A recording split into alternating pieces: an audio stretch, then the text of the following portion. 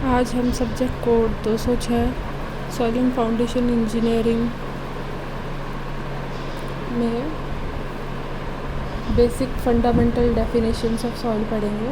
इसमें पहली है वाटर कंटेंट या फिर moisture content. It is the ratio of weight of water to the weight of solid. Water content को हम स्मॉल w से डिनोट करते हैं। Water content is equals to weight of water WW upon weight of solid WS into 100। Water content is always greater then is equals to 0, क्योंकि जब हम wait of water dry condition में देखेंगे तो wait of water 0 होगा, तो water content भी उसमें 0 होगा। और इसकी अपर लिमिट कुछ भी हो सकती है, क्योंकि wait of water weight of solid से ज़्यादा भी हो सकता है। अगर बराबर हुआ तो इज इक्वल्स टू 1 हो जाएगा और वाटर कंटेंट इज 100% हो जाएगा, और 100% से ज़्यादा भी हो सकता है वाटर कंटेंट। अगर हम कोर्स ग्रेन सॉइल और फाइन ग्रेन सॉइल में कंपैरिजन करें कि किसका वाटर कंटेंट ज़्यादा होगा, तो हम देखेंगे फाइन ग्रेन सॉइल के अंदर जो है स्मॉलर, एक पर्टिकुलर वॉइड के अंदर स्मॉलर वॉल्यूम होता है, जबकि इंडिविजुअल वॉइड का जो वॉल्यूम है कोर्स ग्रेन सॉइल में वो ज़्यादा बड़ा होगा, लेकिन फाइन ग्रेन सॉइल में वॉल्यूम ऑफ वॉइड जो है ज़्यादा होगा बजाय कि कोर्स ग्रेन सॉइल के। इसलिए water content fine grain soil का ज़्यादा होगा कोर्स ग्रेन सॉइल से। अब हम देखेंगे कि यहाँ पे वेट ऑफ सॉलिड ही क्यों यूज़ किया है, टोटल वेट क्यों नहीं यूज़ किया, क्योंकि टोटल वेट जो है वो होता है wait of water plus wait of solid, जबकि वेट ऑफ वाटर जो है वो वेरिएबल है, मतलब चेंज हो सकता है, कभी कम कभी ज़्यादा कभी 0, लेकिन वेट ऑफ सॉलिड वो पर्टिकुलर सॉइल के लिए फिक्स रहेगी।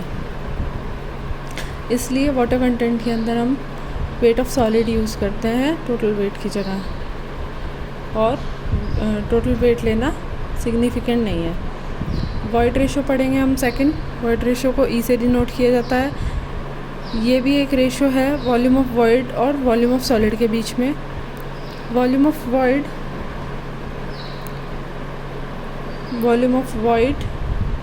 और वॉल्यूम ऑफ सॉलिड के बीच में E is equals to volume of void, जिसे VV से डिनोट किया है, और वॉल्यूम ऑफ सॉलिड VS से।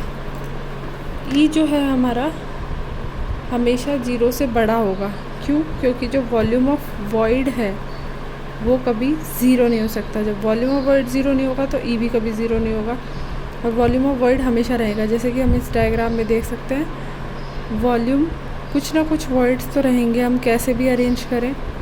अगर सॉइल सॉलिड्स को तो कुछ ना कुछ वॉइड्स रहेंगे, और अगर वॉइड्स रहते हैं तो कुछ ना कुछ वॉल्यूम भी ऑक्यूपाई करेंगे, तो वॉल्यूम ऑफ वॉइड्स कभी भी 0 नहीं होंगे, तो E हमेशा 0 से बड़ा होगा।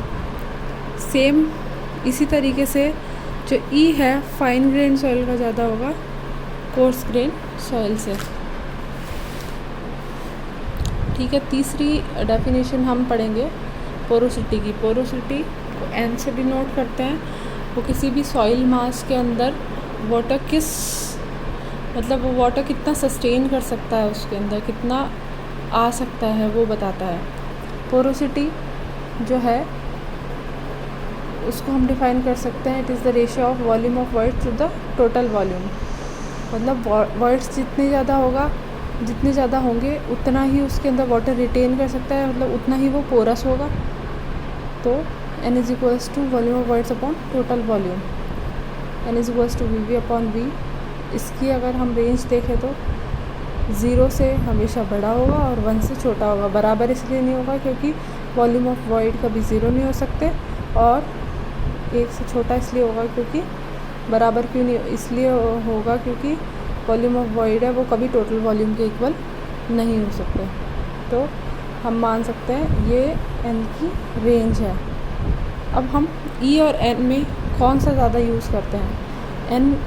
N मतलब पोरोसिटी में हम देखें तो यहाँ टोटल वॉल्यूम यूज़ हो रखा है, जो कि टोटल वॉल्यूम क्या होता है VA plus VW plus VS, या फिर कहें हम volume of void plus volume of solid. जबकि volume of void volume of air और वाटर चेंज हो सकते हैं, इसलिए वॉल्यूम ऑफ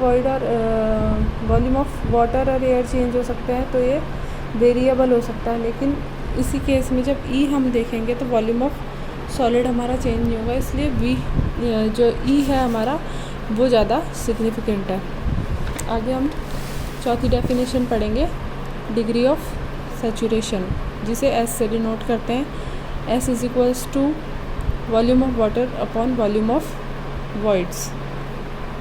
हम देखेंगे वॉइड्स जो है वो कितना फिलअप है वाटर से, मतलब उसकी डिग्री ऑफ सैचुरेशन क्या है। अब इसकी रेंज हो सकती है 0 से लेकर 100 तक। 0 कब होगी? जब वॉल्यूम ऑफ वाटर 0 होगा, मतलब ड्राई कंडीशन में वॉल्यूम ऑफ वाटर 0 होगा, उस कंडीशन में 0 के इक्वल्स टू होगा। और जब वॉल्यूम ऑफ वाटर पूरा वॉल्यूम ऑफ वॉइड्स के बराबर हो जाएगा तो इज इक्वल्स टू 100% हो जाएगा ये। अब एस उस डिग्री ऑफ सैचुरेशन पे हम देखेंगे कि उसकी अलग अलग वैल्यू पे सॉइल अलग अलग कंडीशन में होती है, या सॉइल मास को हम 4-5 तरीके से क्लासीफाई कर सकते हैं, और depending upon degree of saturation. जब 25% डिग्री ऑफ सैचुरेशन होता है तो सॉइल ह्यूमिड कहलाती है। जब 50% होता है तो सॉइल डम्प कहलाती है उस वाटर कंटेंट पे, और 75% डिग्री ऑफ सैचुरेशन होता है तो उस पर वेट या मॉइस्ट, और पूरा जब volume of water volume of voids के बराबर हो जाएगा तो सॉइल सैचुरेटेड, फुली सैचुरेटेड कहलाती है। आगे हम पढ़ेंगे 5th डेफिनेशन हमारी, एयर कंटेंट, जिसे AC से डिनोट करते हैं। जैसे कि हमने डिग्री ऑफ सैचुरेशन में देखा था वॉल्यूम ऑफ वॉइड का कितना part volume of water cover कर रहा है, वैसे ही वॉल्यूम ऑफ वॉइड का कितना part volume of air cover कर रही है। तो air content is the ratio of volume of air to the volume of voids. तो इससे हम मान सकते हैं कि दोनों का जो एडिशन होगा वो 1 के बराबर होगा, बिकॉज हम देखें यहाँ पे कि AC की जो वैल्यू है AC plus S is equals to AC हमारा volume of air upon volume of void, plus S है हमारा डिग्री ऑफ सैचुरेशन है volume of water upon volume of voids. Volume of air plus volume of water मिला के volume of voids cover कर लेंगे, तो volume of voids ये 1 हो जाएगा। तो S plus AC is equals to 1, और AC की जो रेंज है सिमिलरली जैसे कि डिग्री ऑफ सैचुरेशन की थी 0 से 1 के बीच लाई करेगी। अगली डेफिनेशन हम देखेंगे, percentage air voids. Percentage air voids को हम NA से डिनोट करते हैं। It is the ratio of volume of air to the total volume of soil mass, मतलब किसी भी पर्टिकुलर सॉइल मास में कितना एयर है वो हम देखेंगे। तो नीटा is equals to VA upon V into 100। नीटा ए की वैल्यू है वो 0 के इक्वल्स टू हो सकती है और 100 तक जा सकती है, लेकिन 100 के इक्वल्स नहीं होगी, बिकॉज वॉल्यूम ऑफ एयर जब हमारी सॉइल जो है वो सैचुरेटेड होगी तब volume of air is equals to 0 हो जाएगा, तो ये 0 के बराबर हो जाएगा। लेकिन वॉल्यूम ऑफ एयर कभी भी टोटल वॉल्यूम के बराबर नहीं हो सकती, इसलिए it is not is equals to 100 या लेस देन 100। एंड आगे हम अगली क्लास में पढ़ेंगे यूनिट वेट और डेंसिटी।